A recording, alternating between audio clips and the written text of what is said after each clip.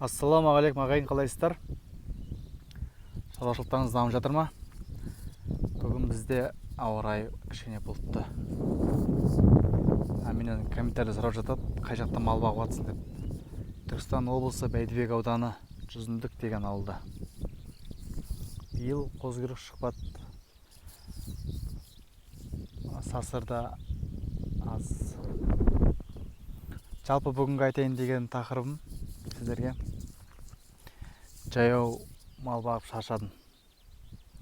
Сөйтіп қалаға барып, тұлпарымды жөндетіп,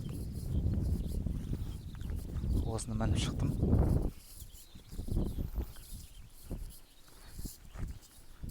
Бір-екі жерден ремонттау керек еді, соларын ремонттап.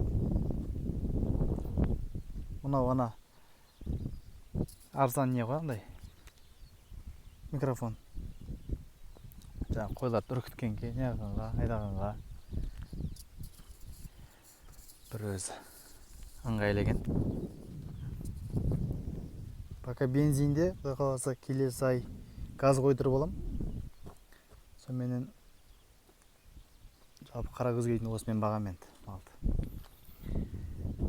Жазда көлеңке, жаңбырда ық, сондай өзі бар. Олай не тұр. Мал кетіп бара жатыр. Сіздерге бір шағын видео репортаж алайын дедім. Міне ағай, шаруашылықтарыңыз дамысын, тек қана алға. Әзірге сұрақтарыңызға жауап беруге мүмкіндік болмай жатыр. Бір күні отырып жақсылап жауап беремін. Әзірге менің тұлпарым осы міне ағайын. Сұрақтар болса қоя беріңіздер, жауап беремін.